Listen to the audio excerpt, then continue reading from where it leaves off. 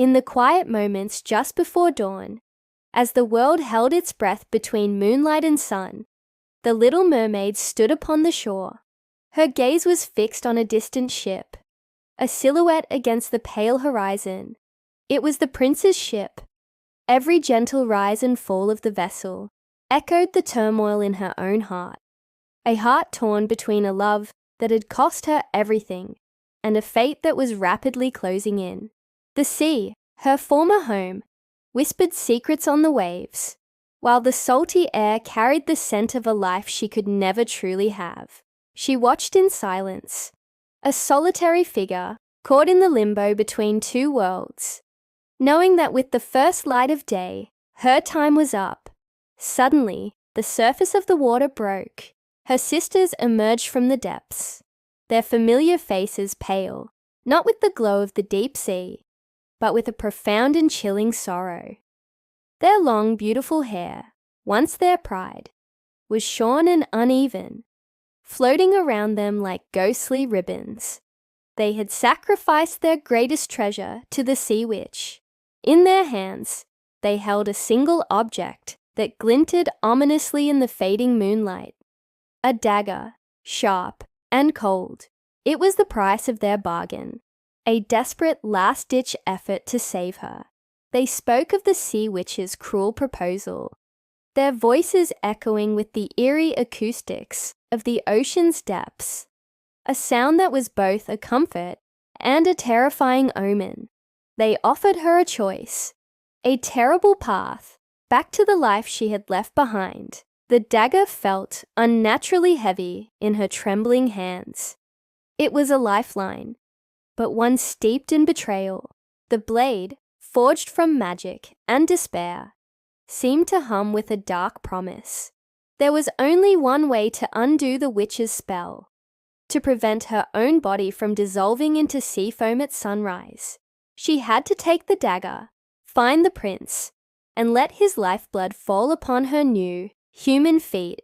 Only then could her fishtail return, and she could descend back into the cool, silent embrace of the ocean, reclaiming her place among her family. But as she stared at the gleaming steel, she saw not her own salvation, but the face of the man she loved.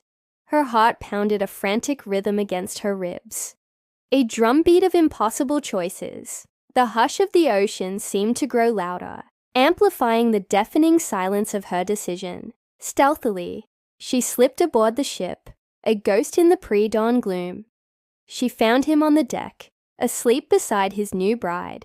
They lay entangled, peaceful under a blanket of stars, oblivious to the heartbroken mermaid who stood over them.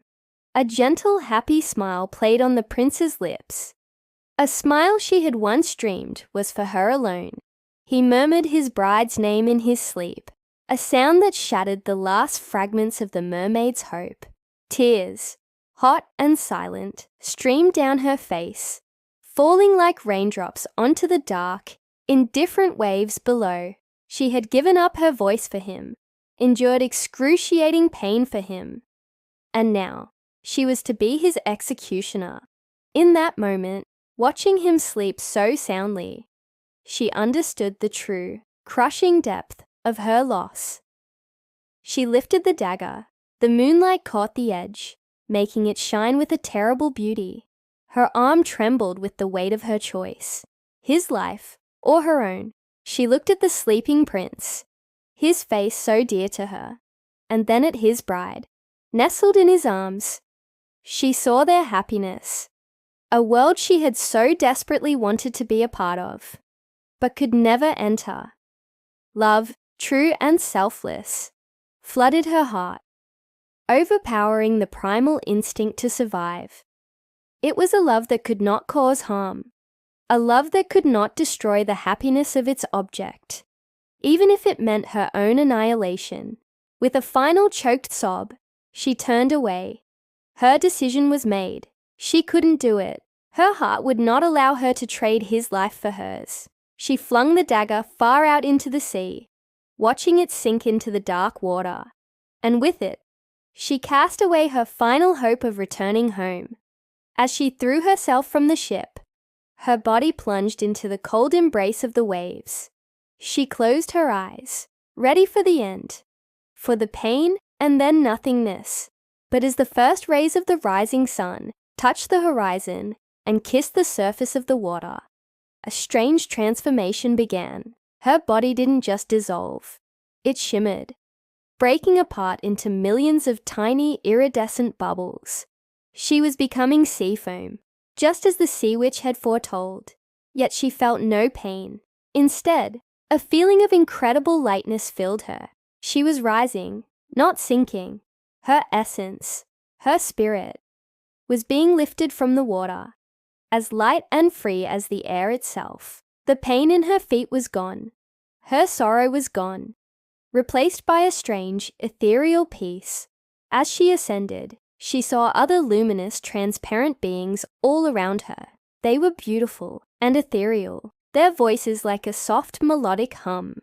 "Who are you?" she asked, surprised to find she had a voice again, though it was now as light and airy as her new form. "We are the daughters of the air," they replied in a chorus of wind chimes.